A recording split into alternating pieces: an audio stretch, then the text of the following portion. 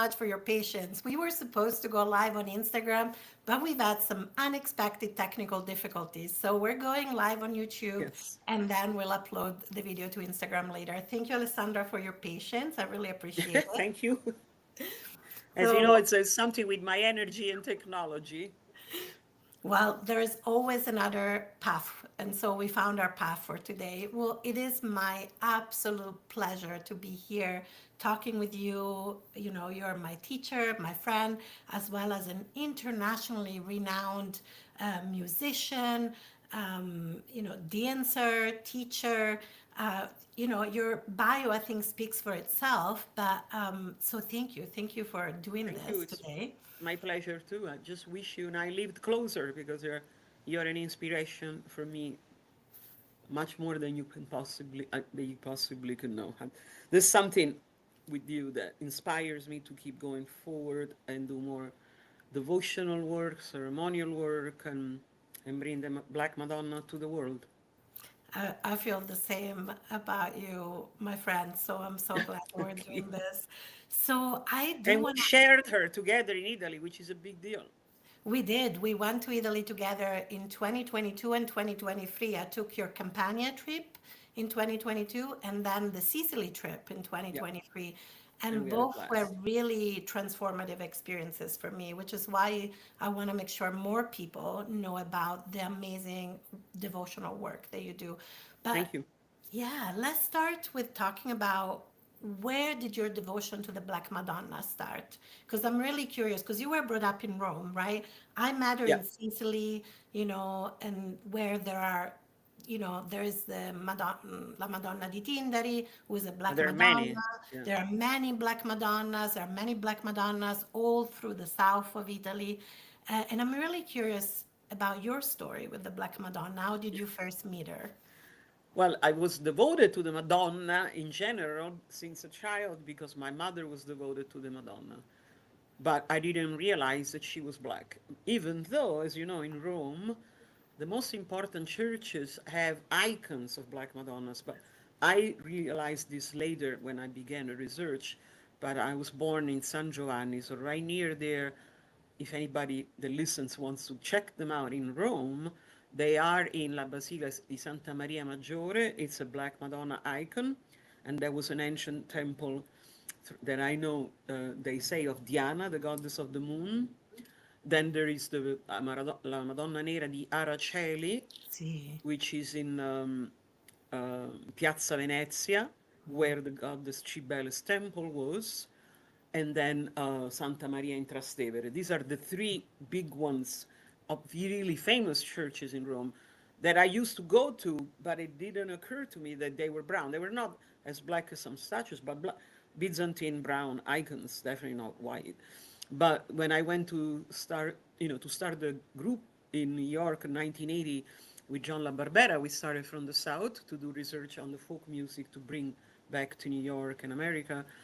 It started then. The first Black Madonnas I saw were in Calabria, one after the other, and I was shocked. It was a Madonna di Romania in Tropea, della Madonna dei Poveri a Seminario, province of Reggio Calabria, and then I saw other Black Madonnas on the Ionian side. So that was the calling. I was intrigued, really drawn to these images, and really felt this energy, which I know a lot now. I know a lot of people experience that with the Black Madonnas, but I was, a little bit shocked because in Rome, that devotion didn't exist because in all these places they played music. Either they danced, they drummed, they sang, and they did these all night rituals. And so my curiosity came from that as a musician, trying to understand the devotional music and the rhythms because they're very intricate. And then as I started asking, ma perché la Madonna è nera? The answer, the priest's answer was always the famous one that I think is a joke. It's the candle smoke. And that's what the official answer most of the time they give you, which it's untrue. And that's when I got suspicious because I grew up in Rome. Even though my mother was ordered to the Madonna, my family was leftist, so they didn't really go for priests and the Vatican. I hope I can say that here. No offense to Of anybody, course. but We knew, like you, when you grew up in Rome, you know all the backstories of what really happens in the Vatican, and it's not nice. So none of us had that kind of devotion, you know. That is the one that they want us to believe. But the pre-Christian devotion to the Great Mother, the Earth Mother Goddess, and many aspects, uh, is still here, and especially in the south of Italy. So that's what the Christian Church did. That I learned right after I started this research, is that instead of wiping out the devotion to the goddesses, like Cybele, the Earth Mother Goddess, Isis from Egypt, and Diana, the goddess of the moon, and even Hecate and Aphrodite, they didn't wipe it out. They just transformed it into Mary, the Mother of Christ. I do believe that also in the Christ, the cosmic Christ, I do believe in him. I do feel, especially when Easter comes, I do feel this connection with the Jesus that not the conventional one, but we know there was a Christ. And I believe in his mother because this must have been a very powerful woman that gave birth to this kind of prophet and saint. I mean, I see him as a saint and a prophet. And it's proved by many scholars and painters of the time, right after when Jesus died, that Mary and Jesus were brown, they dark skin. They couldn't have been blonde and, with blue eyes. So that's where I started to put it all together. Aha, okay, so this devotion is pre-Christian. That's why they honor it with this music, which is pre-Christian, and the drumming is also African, because she represents the African mother as well. And that's what the Vatican doesn't want us to believe. And they tried, especially from the Renaissance on, because until the Middle Ages, the Black Madonnas were really powerful. They stopped the plague. They helped with earthquake. I mean, that was a strong devotion connected to the Knights Templars, the Cathars, and so. But in the Renaissance, that's when you start seeing blue eyes and blonde hair Madonnas and Jesus. So that was an invention that came later by great painters, for sure. But But they still, were told to do it in a different way. exactly. And I love that So you said that. I like to specify that because most people go, "Oh, Madonna is black," and that's the story in Tindari, right? That the woman goes there to look at the Madonna in Sicily, and she says, "Oh, I came here to see the Mary, and you're black." And then she made the miracle happen, and the little girl fell off the cliff, and the Madonna saved her with the sand embracing her. So it's still for many people a shock. And I think that really speaks to that how deeply that anti-blackness, that Yes. whitewashing goes, right? And what I really love about your work is that, you have started doing this work like decades ago, really, before we started to have those conversations more publicly, before social media, before it was easy to do this research in some ways on the internet, right? You went to Italy, you studied, you really research, and kind of immediately your gut feeling was like, of course, it makes sense that the Madonna is black, right? This answer from the Vatican that it's the candles is just whitewashing geographically would make sense that Right. Mary and Jesus were black and not white. And also, I love that you take a non-conventional approach, right? One of the things that's been Right. very healing for me traveling with you is that you really highlight also how some of the Black Madonna, like La Madonna di Montevergine, for example, See, of who is course. the protector, right, of the gay people, queer people, trans people, like our That was one of community. my first journeys. Yes. And our Back in community as a whole. 1987, I didn't know that there Yeah. was a Black Madonna protector of gays and transgender, and I learned it going there with a gay friend from from Benevento. And coming from I'm older than you, so in the 70s, the gay movement here was really big. I mean, I had the blessing of moving to New York as a teenager for 1 month, and then I never went back for real. In 1971, where the explosion of the gay movement, and I was in it, all the time. I always say the people of these generations don't realize how the gay movement, because in those days it wasn't that simple at all. You know, how that changed the world, the way we live in, for freedom, the arts, culture. And I ended up going always to the Andy Warhol studio because I lived right down the street on Spring Street and West Broadway. So I was in that too by accident. I don't think so, you know. And I think I could say that here. My first boyfriend was bisexual, so I ended up in all these different clubs, and that was really part of my life. My brother, me, my sister. So we're not the Italian immigrants that came for a different, like you. We came here for freedom and uh, for you, for your writing and all the great things you do. For me, was music. So I think when I went there in 1987, the first time to Montevideo, that's what really took me. And I say, she's the protector of gays and transgender. It makes sense too. Because although the outcast, because I felt always different. Didn't you always feel different in Rome? Absolutely. I always felt out of place. And, when we went together to La Madonna di Montevergine, I might tear up again. I mean, you Me saw too. my reaction back in 2022. I was just on my knees sobbing. And I really felt that just that embrace, that acceptance, and I was very Catholic growing up. And so when I came out, Oh, you and were Catholic when you grew up? yeah, Oh, I questo was. non lo My, sapevo. I my didn't. father, non l'avevamo parlato. We No, I didn't thought talk no, about I it. thought you were. I mean, by Yeah. birth Catholic, but I didn't know that you actually. Oh yeah, I had this dissonance where my dad was like a card-carrying communist, so I would go to Festa So was my father. dell'Unità tutti gli anni, every year, the Communist Party big gathering in Rome. And at the same time, I had this devotion, but it was also a time of liberation theology. So I was like Ah, a radical Catholic, but still, when I came out, I felt there was no place for me in the church. And so to go to a Madonna where I felt completely accepted. There was this feeling of complete acceptance that washed over me, and just like there was a healing, there was a healing that's there, just beautiful. like there was a beautiful healing when we went to Sicily the year after on Mount Etna, and Ah, yes, that was powerful. I danced the tarantella right on the lava rocks that I still don't know how I didn't scratch my whole body, but That's I true. didn't, right? It's a miracle, really. That's true. Right? That's what I And love. both are sacred mountains. That's really the power of the Earth Mother. We're in her womb. I think you Exactly. felt the same, that we were being embraced by the womb, the Earth Mother, for thousands of years that's happened. It's like remembering something, right? Exactly. And I love that you also talk about the sexuality aspect. That's why I think the Black Madonna is really about liberation. Yeah.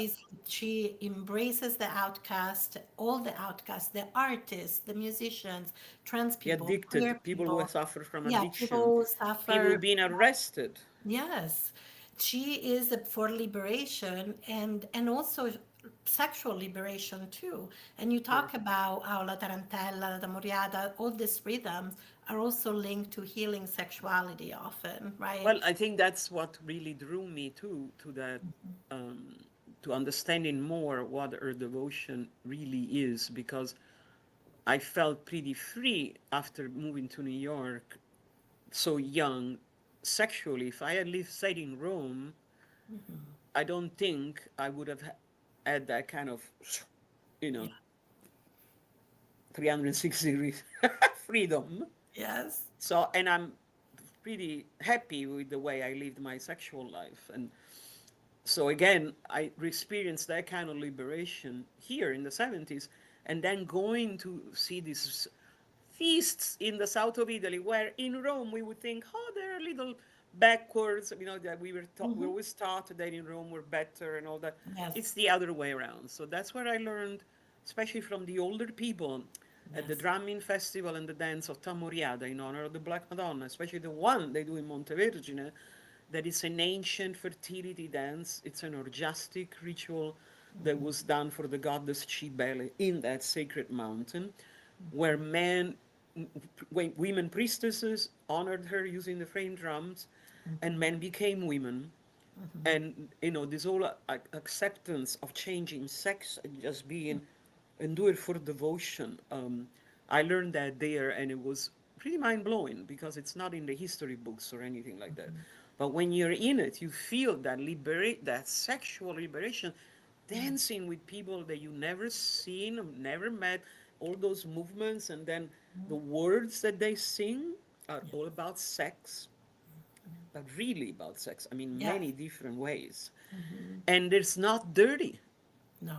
It's that ancient way of honoring the goddess and the earth, and really this desire of it is an orgasmic experience, because as you are dancing all night with that really sensual rhythm with the castanets and all that, it really has that power, to release. So, to my surprise, I found that the older people in the region of Campania, Calabria, not so much in Sicily, and I'm going to share with you what I Right. think happened there, and some parts of Puglia, though those people were more liberated than us growing up in the city, because Absolutely. they are all peasants connected to the earth. They exchange partners, not only in the dance, but outside, behind the church, or at night down the coast. The people would then end up doing that, And I was invited in a couple of orgies by the older people, and I even have it on video, and I was like, what? This is And I think those are things that people don't know. That's one of the things I really love about your work. Is like we have this preconceptions, right? Like you said, in Rome, absolutely, people feel, oh, we're in the city. And I knew, like, I had the fortune of being brought up in Rome, but spending a lot of time in Sicily. that's And different. in Sicily, yes, it's different, but but also that you can feel it from the earth, the Oh, sensuality, yeah. even if it's been suppressed, right? You can feel that aliveness. Sure, I think it's the most female island. It's the island of Demeter Persephone. That's Yeah. what I always felt in Sicily. It's a female, it's a woman island. So that's what I mean. It's different because I didn't grow up with that. I grew up in the city, pretty Yeah. much. I mean, we went different places, but it wasn't that connection with the land like that. Yeah. And I But in remember, Sicily, I think they're more repressed on that level of the sexual rites, ecstatic rites for Dionysus and Cybele, because of the Muslim culture dominated for 300 years on and off. And I think they lost that, they don't do these dances anymore. But they did in the past. yeah, I It's think all there's over the been a lot frescoes of, and the artwork. You absolutely. see them, they're all dancing what we now call the tarantella, but the bacchantes were there too. So if you want, I can just add that, how is the connection with the tarantella? I did a lot of research on the tarantella, and I realized it's a healing trance dance, attributed to the mythical bite of the tarantula, but it was really the ecstatic dance done by the women bacchantes in honor of Dionysus. And they were orgiastic rites. So people dance, for days and nights, and the women were the ones that led the rituals.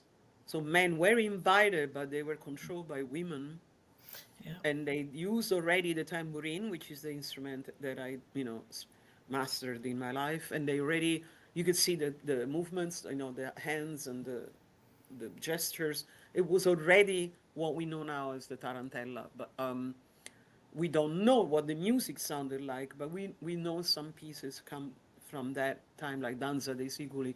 So I started to get into that more and more because I wanted to know more. What is this dance that healed women, especially who suffer from depression and known as tarantade? And then I experienced it myself, and I got sick first in 1986 with the cancerous cells of the cervix, and I had the surgery, and that's when I had the vision of the Black Madonna over my bed. Um, it really coming saying that I had to follow her path, and I was going to feel other people's pain, which I speak about in my book, but I didn't really know what it meant. So I had already seen all these Black Madonnas traveling around, but I didn't know if she's calling me to follow her, because it's now that I've done this for so many years, I see other people have the same similar experiences, especially if you've been sick. She comes through, and then if you surrender to her, you not only get the healing, but you have to really understand her guidance. And she, like many other aspects of the goddess, she's very compassionate and giving, but also steer. If you don't follow certain things, things will get blocked, or things will not go the way you think they're supposed to go. You know. But then again, after a couple of years after that surgery, I got sick. I was bleeding, and I did the tarantella dance to heal, and my bleeding stopped and never came back. And that dance really, after that vision of the Madonna, transformed my life. And I understood that what the ancient people knew was way more valuable than anything that we do today. And that kind of dance can bring back a balance that is lost, mental, physical, emotional, and also it's a dance of liberation. Yeah, And by absolutely. doing that, you can heal yourself. It's self-healing. And I love that it's also self-healing by helping community, right? And I Yeah. think that Sicily is interesting because we had so many waves of colonization. So I think Oh it's my God. not, right, it's not just because Islam is complex too, and I don't think it's in, it's not intrinsically any more patriarchal than like the Catholic Hmm. Church, for example, or Christianity, right? It's just a kind of that oppression of women because I think it is a very strong matriarchal culture at the core, but it's been Absolutely. repressed over and over by so many waves of so many different peoples, with of course Christian supremacy being the most recent. And I think the thing that I love about having traveled to these places with you, that you see places and meet people that you would never meet on the tourist path, or even I've been almost everywhere in Nobody Sicily. knows them. No, I've never been to Argimusco, for example, which is I this know. beautiful And megaliths where Alcara Lifusi. Alcara Lifusi, where there's one of the oldest, like very pagan It's the rituals. most pagan feast in all of Italy. See, so Sicily kept that, Yes, but it's also exactly, kept secret. It's not publicized. exactly. It, So it, yeah, to clear for people that are listening, or that will be listening, the oldest pagan ritual dedicated to Demeter and Persephone is in this little town in the mountains, in the middle of nowhere. It looks like New Mexico, yeah. called Alcara Lifusi, La Festa do Muzzoni. And we go there when I take people for the summer solstice celebration. It's on the day of the solstice. Yeah. The Sicilians, even though they had all these other colonization, have kept that feast alive. Now it's also connected to Saint John the Baptist because that's also his feast, which is a very interesting connection because Saint John the Baptist, Salome and Herodias. I did a whole research on that. Yes. And in the south of Italy, they said there was a beginning of the witchcraft tradition on Yeah. that night, the night of Saint John. La notte I delle did a whole streghe. play about that. So Yeah. that is in Sicily, and that is incredible. So we go there. I take people in this really unusual place. And as you saw, we were the only tourists from far away. Oh yeah, people were looking, and it was very sweet because I went Yeah. and one of the older women didn't know I spoke Sicilian, and so she was Ah, speaking really? like You basically said she was like, something in "Who dialect? are these people?" Blah blah. And so I turned around and I spoke Sicilian back to her, and then she went, "Oh," and I was like, and we had the best conversation, right? Because like my grandma brought me up, so I understand That's Sicilian, I can speak fantastic. it a little bit, and she must have been in her 80s. I think the one of the weavers, because we had a little bit of time to go around, Ah, and it was beautiful. And I was blown away from the La Festa dei Muzzuni because I've been to other feste, right? We had the Madonna della Neve in my mom's town, but this is very different. It's very pagan. It's a beautiful example of, I think it's called syncretism, right? When different religions yeah. get to get tied And when together. the But women dance with those that rope, oh my God. it's very, very clear that it's a sexual fertility right. Yeah, And it's a celebration of like fertility and rebirth. And it's so inclusive. led And all by women. yes, it's all women. And there is a lot of music, a lot of dancing, all night in the streets, eating, which is what I would expect Yeah, from, we left early. The big party starts after midnight. I know I was sad that we were Yeah. leaving early, But, but I think that's really interesting and of this culture that people have no idea that these things have been kept alive. And that really helps to not only to heal the earth, but for women too, for women to know we have our own feast every year and they and they organize it, they do the weaving, they do everything. It's incredible. So I mean, it's true that Sicily has a lot of female women energy. It's just that that dance of the tamoriado, the tarantella, is not done anymore No, like that. But not it like. was. But it was. And I think that when we play that rhythm, I know I feel it in my body. And then the other gift of La Madonna di Montevergine, because I also have family connected to Positano. If I go back to from Ah, maternal grandfather, right? The family came from Positano. And but when I went to Montevergine, the other thing that people don't know is that there is an old tradition of the Femminelli, who are yep. basically what maybe in North America we would it's equivalent to two spirit, because it's not just about gender, it's also about sexuality. It's basically Hmm. people outside, right, of the rigid gender binary. And that was very powerful too, to connect to that tradition of the Femminelli during the Beautiful. Candelora. People go there, and again, it's knowing that there is a place where, you know, we belong and we can dance and be And ourselves. they're sacred. It's sacred, Yeah, exactly. one of the things I learned is that the femminili, which means young women or are men that live like women, not necessarily do the. Yes. Some do, some don't, but it's going back to the pre-Christian rites of the men called Galli. They bring good luck and they're sacred. So a lot of women, when they give birth, they want to touch a femminello, Yeah. or they bring the baby to a femminello, so which is good, or reminiscence of those old rituals for the goddess.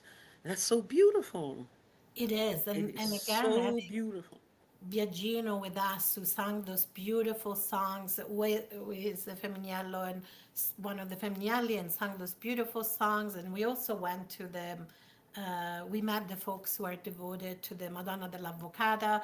I think when Yeah. you what traveling with you, it's not like going on a tourist trip. It's really No. meeting incredible artists, local artists, going to incredible places. When we went to Sicily, we also had Giorgio Maltese. When we, who Yeah, knows these very was exceptional musicians. Yeah. exceptional, and who has researched all those rhythms that I vaguely remember from when I was tiny, tiny, tiny. And it's so funny because the day they came over, it was like, oh, I just went to Francofonte, which is my mom's village, just yesterday Pazzesco. to get the tambourine. Pazzesco, veramente. So it's a it's a devotional experience, I Yeah. think. Those trips are not tourist travels, they're devotional learning experiences. How Yeah, do and you my intention to lead these tours is to yeah. share with as many people as possible. And I don't like really saying a tour because when you say tour, it seems like a typical tour. It's really a pilgrimage Yes. and a musical pilgrimage. And that's my intention is for people to discover not only the Black Madonnas, there are so many. And as you know, in Sicily, we started with Tindari, then that great location over the sea Oh, with the salt, water lakes that change shape and they look like a woman from above. That is my favorite spot in the world. That's for me a portal into a different dimension. And then from there, then we go, to do the ritual for the goddess of love and the sea, Aphrodite, right there where the Madonna arrived in Tindari. And then when I discovered this megalith, the Argimusco, that also came to me. I gotta share this with people. That's another place that nobody knows. Way better than Stonehenge. I'm oh pretty yeah. sure you've been to Stonehenge.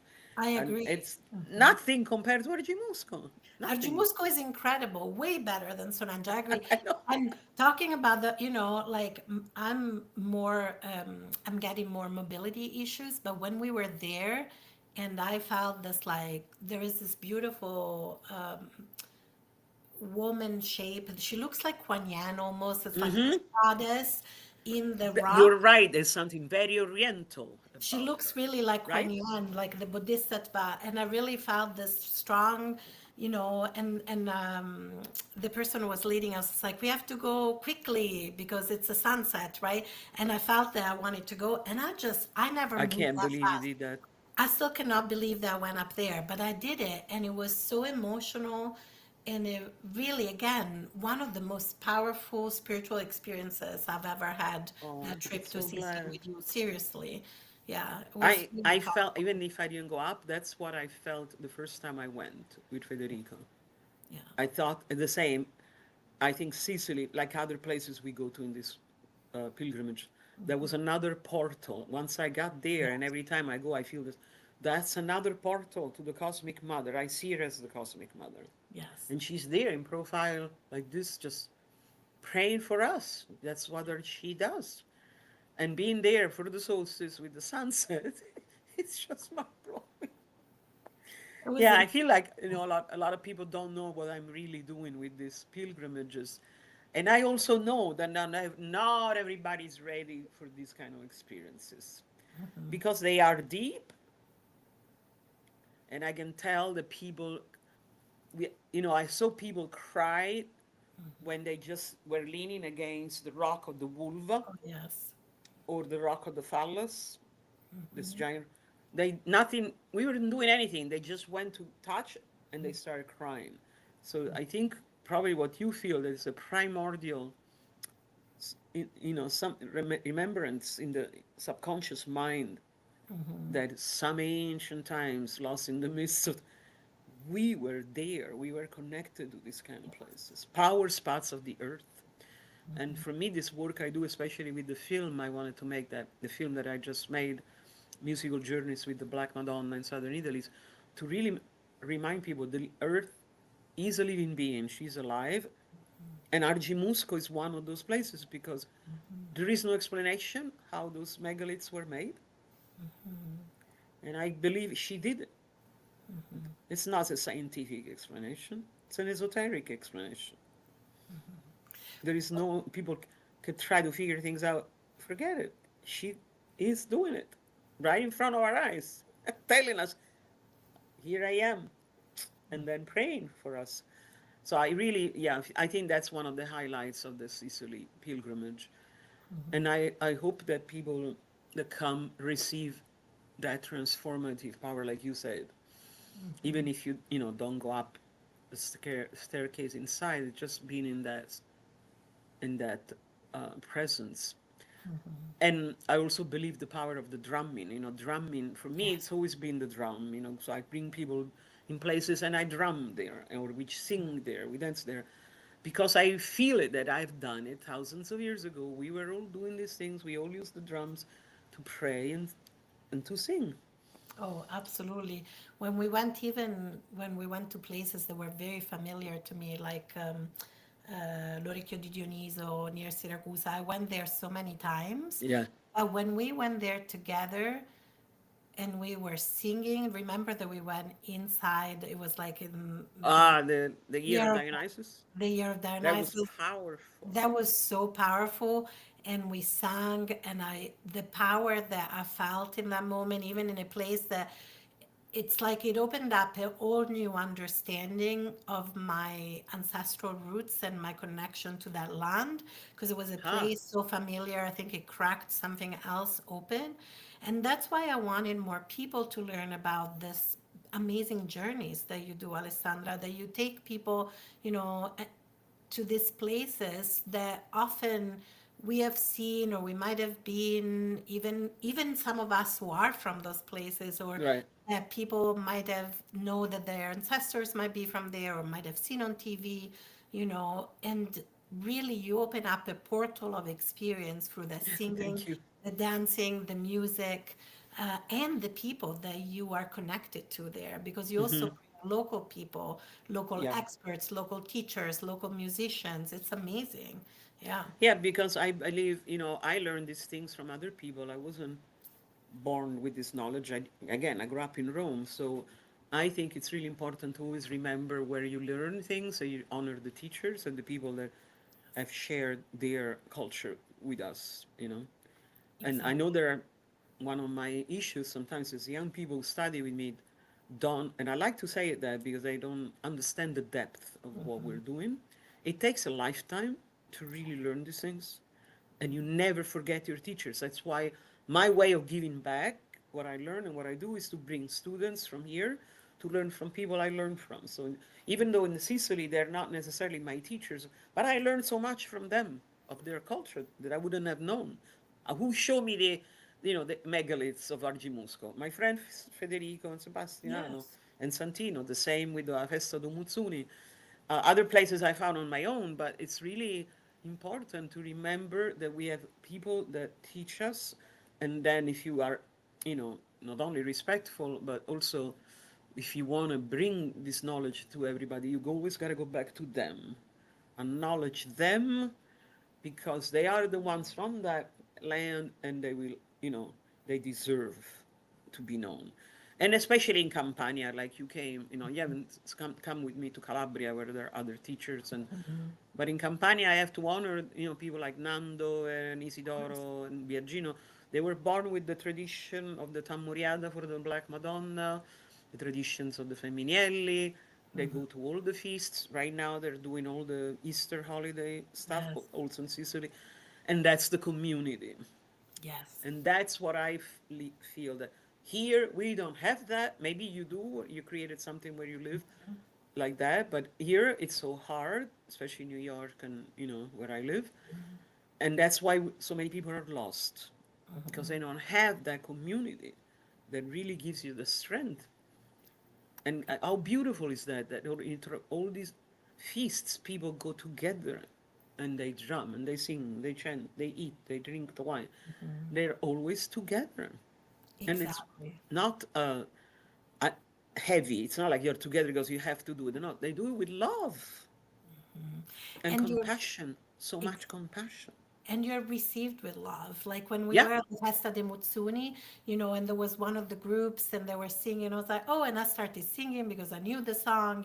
I can't even, maybe it was Si Marita Rosa. It was one of the I traditional see. Sicilian I songs. love that song. And it didn't matter that we didn't know each other. It was, yeah, you come, you It's dance, true. you sing, you are welcome as a guest, even if you're not from the village, right? And I think that's one of the things I really love about the way you do this. I want to be respectful of your time, but I love that you talked about community, because I think that's one of the things we need is this piece of cultural rootedness and healing. I've really learned, having moved away and especially living here in the so-called United States, what a gift it is to know what it's like to be rooted in place, to Yeah. be indigenous to a place, to have ancestors, to have language and culture. And I see how lost people are, white people in the so-called US, who don't know their cultural roots, who have lost Oh, connection to yes. land, to language, to culture, to what community looks like, right? And that's Which, I mean, you are a therapist, that creates so many disorders when people absolutely, don't know where they're coming from, and really don't have that, they're not grounded. I mean, no, of course, that happens, people come to my workshops, they are searching for that. They're searching for these roots, for a connection to something sacred, but also share it with other people. That's, I think, what happens. Just, my retreat in Hawaii was very beautiful, great group of people. Just now in February, nobody wanted to leave or say goodbye. And it also, when we go to Italy, there is always that magic that happens. There's always a yes, circle of magic among the people who come. A lot of times people don't even know why they came. that's real. Sometimes we're just called to a And place. they say, I don't know why I came. Right? And even when you go to Hawaii, you're not just teaching in Hawaii because it's beautiful. I mean, of No, course, it's it's a a land. It's a beautiful sacred land. and you're connected to teachers there, Right. and to Like local Father indigenous Phil and teachers there as Antinetti. well. Yeah. Exactly. And it's another place for me to honor the people that not only they treat me really well when I'm in Hawaii, it's become a second home, but they also do their tradition. They know it very well. So I need to share. Again, it's got to be shared, especially because I feel, people come in this crazy situation we're in now in the world. The experience with me, with us in Sicily, is completely out of time of what's going on now. Yes.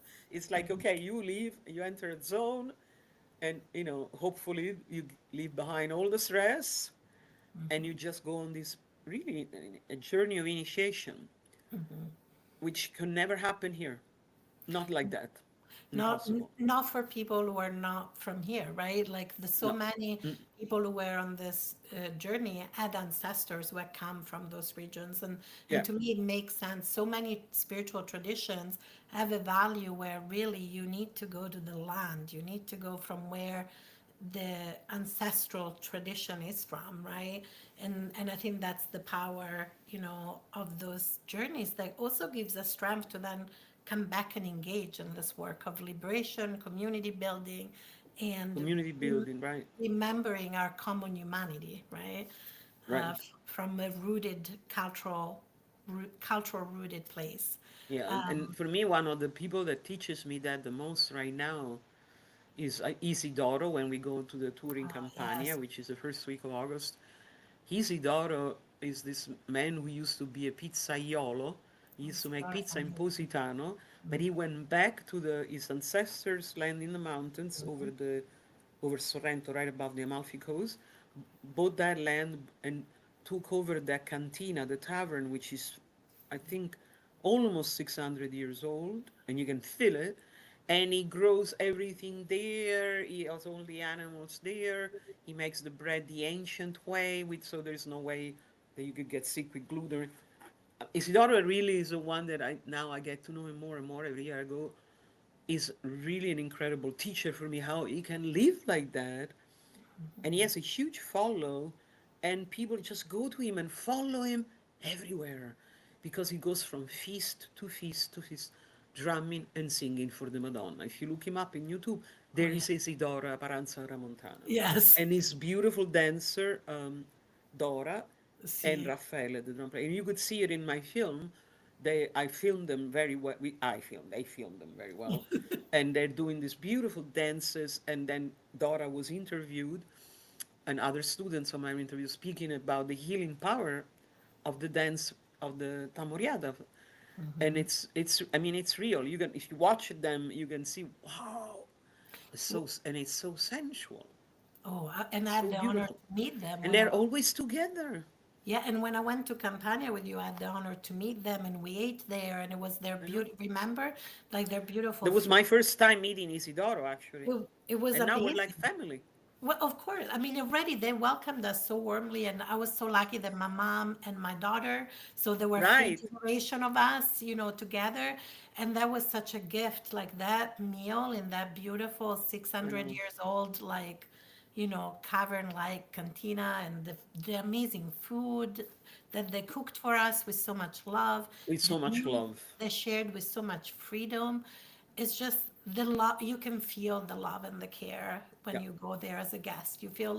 I truly felt like a honored guest Yeah. at the place. And now we become like family because this summer I went to the feasts of the Madonna di Domini, which I take people also on the tour, and Amazing. I went there on August 14th for the feast with my dancer Peter, and we were with him every single night for 5 nights. It was just incredible. That's their life. The devotion to the Black Madonna is their everyday life. Well, and it's also your everyday life, Alessandra. I Yes, really want to as you honor. can see. I really want to honor But I that. think my intention and speaking the- with you about this is to make this bridge, to have Yes. more people know, come with us, experience this, really let it happen, let it transform you, and really see things from a different perspective. Yes. They don't live like with the stress that we have here. They really don't. And They don't it's. have an easy life. They're struggling. They're not. Most of Mhm, these people, except some of my friends in Sicily, as you know, are not wealthy. yeah. They they come from working class, Yeah. struggling. Not in Sicily it's a little different. The people that I know, but some are, some not. Yeah. But they're always happy. They always have a smile, and they have a way of saying like, "Let it go, let it be. Everything is gonna be fine." And then they just start with that drum, and that's woo. And that because there's that power of community, music, food, relationship, which is also how I was brought up. And so when I go Mm, back home, it reminds me of what's important. It's so easy here to forget what's important. And when mm-hmm. I've gone back, especially when I've gone back with you, because we were with other people who were Right, devoted to how the land is sacred and how community is sacred. Like the heart lightens. The heart just lightens because it's like you remember what matters, which is being together, singing together, dancing together. We have enough food to share, and isn't right. that enough often to feel like no matter what other problems there are It's going true. on, there is this core strength, right? The joy that nothing can take away from That's us, true. right? Yeah, I And for really, me personally, this summer was very important because I had a knee replacement that's right. only 3 months before I went to lead the tour in Sicily and then Campania. And I could feel it that every day I was getting better and better and better. Every day because I was doing all these walks for her and I really made it my mind up like I'm gonna do this. And a lot of people don't have that experience after a knee replacement at No. all. I even danced. I danced with Amriada and a Tarantella. So I feel that healing was coming from her, from where we were, and the people around me. That support. Oh, That absolutely. feeling of not being alone and supported through whatever pain, struggle, obstacle. Okay, I had a knee replacement, but I'm gonna do it anyway. So, Oh, I understand that because I had the leg injury, but even when we were on Mount Etna, I lay down and I still I danced. know, I danced lying down and it worked, and it was I such know, a transformative experience. on that rough ground, On that, and I had not even a scratch, not nothing. even a scratch. It's incredible. It is incredible. I Oh, know. Carissima, I could talk with you for like 3 hours about this, Yes, but I I know. know that it's late in New York and you have things to do. But if people are inspired, excited to find out more about your work, to find out more about your book, the trips that you Yes, organize here every is my year, book yeah, we should talk about the book for a moment. Like, and the film. Yes, so yes, Healing this Journeys with is the Black the Madonna. book that it really is my life's work because it's my experience and my personal stories of healing and research. It's as you know, it's historical too. It's called Healing Journeys with the Black Madonna, and it's published by a very good publisher, Inner Traditions. And I was very lucky to have the foreword by Reverend Matthew Fox, who's an expert scholar and amazing man, also an activist for the gay movement and for the Earth Mother and for the Black Lives Matter. And so the book is doing, it's been doing well, and it's got a lot of photos, so lots and lots of photos of all my research. I started out thinking I was going to write a couple of hundred pages, and it's 435, because all the Madonnas came through telling me, "You gotta keep going, you gotta keep." They do And so that. I couldn't stop. And then I also made a film based on some of the chapters of the book and called Healing Musical Journeys with the Black Madonna in Southern Italy, which was funded by Casa Italiana of NYU, which is really important. And that is available for screening if people are interested. They could see it on my website, alessandrabelloni.com, or write to me, alessandrabelloni@gmail.com. And the tours are coming up, still have space in June. In Sicily, it's June 19th through the 29th because we go there for the Yeah. solstice.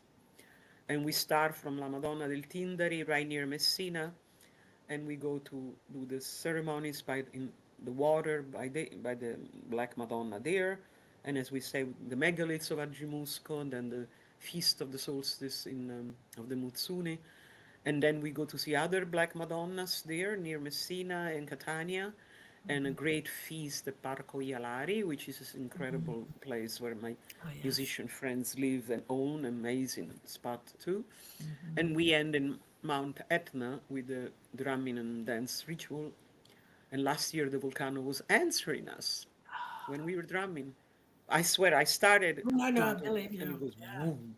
And my tour guide, Michele, looked at me and said, Alessandra, what are you doing? And I said, nothing. And he said, what do you mean? I've been here 12 days, you know, before coming with you, and the volcano didn't do that.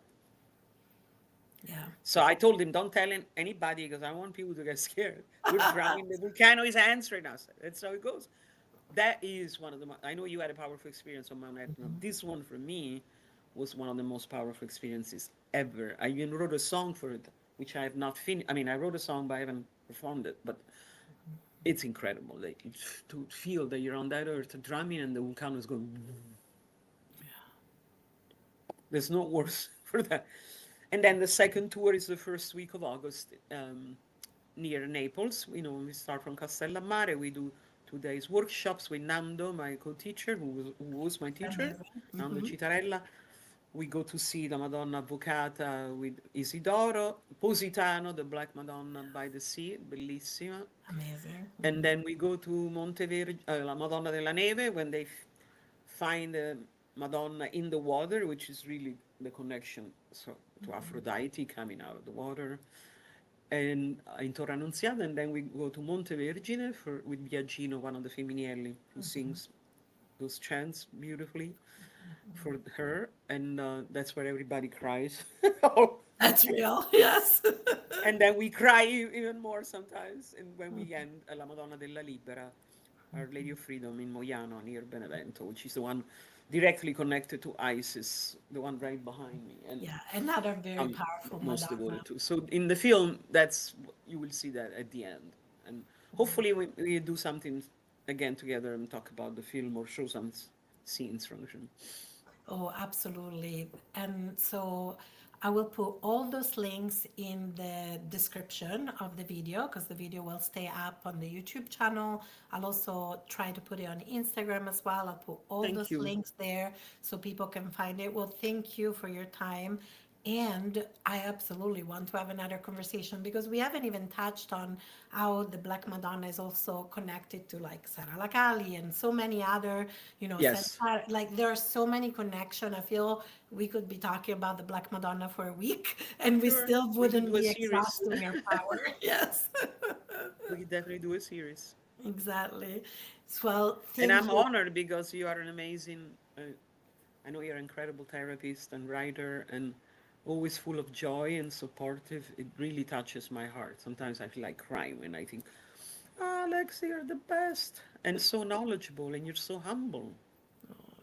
Thank you. People But that's like that your kind of knowledge usually are not that humble. You're a scholar, but you're very humble. Thank you. And I feel the same about you. You are an incredible musician. Giuliari di Piazza has been going for 45 years as a nonprofit Yes. because you don't do that's the other thing that I really honor about you, that you're not doing this for your financial gain. In fact, Not I know really. I should, but I've seen the bank I account mean, I as need you to get work paid, here. but Exactly. I haven't done it like some people say to run a business. No, I really did it You're for running a the nonprofit. arts and Exactly. and the Yeah. Madonna. That's what I always say when I present a film. I have a screening May 3rd in the Garibaldi Museum. I always say, please know that I did this film for devotion, not for promotion. It could be, sure, it could help with promotion, but it needed to be done to show the devotion, how is it important today. Oh, absolutely. And I'm on your board for the nonprofit. And so I know that you always try to keep your trips accessible as you can, Yeah, because, it costs money to hire buses in Sicily, we need funds for sure, pay yes. artists and of course cover all the costs, but you really try to keep that cost down because you're doing it out of devotion. And it's like that's one of the things that keeps me going in this work of like supporting you and making sure more and more people know about your amazing work is because it's rooted in devotion and care. That Yeah, this is not really about self-aggrandizement. It's really about the devotion and care. Even though you are an incredible musician, you've researched the Black Madonna in so much depth, and you are really, award winning. You've worked with Remo to make drums that otherwise would be really yeah, difficult to that's right. I find designed in my this own country. tambourines. You've designed your own tambourine so that people could get tambourines here if they're not able to go, and it's even hard actually to find proper tambourines in southern Italy now, sometimes if you don't know where to Yeah, go. So, you're incredible, but you're also very humble because you're doing this work in thank you. service to her, right? In service to the Madonna. Yeah. Grazie. Carissima, grazie, grazie di Grazie cuore a come te. sempre. And thank you for everybody who joined us. Thank you if you joined the live, if you're watching this afterwards, after we recorded, let us know what touched your heart, if you want to, in That's the right. comments. And please go check out Alessandra's work because it's incredible. And if you feel called to take one of those journeys with her, I really, really recommend that you do. And if you feel called just put it out there, the support will come. Ask your community, because we need more and more of us to really have those experience. Remember where we come from if we have been disconnected, if we're displaced. And so it's really important. If you feel cold, I couldn't recommend those Oh, journeys thank you. And I hope you come more back with highly. me. Andiamo. Oh, non vedo l'ora, certo che voglio tornare. Dobbiamo assolutamente tornare in Okay. Firenze. Bye, everybody. Thank you for joining us today. Ciao, grazie.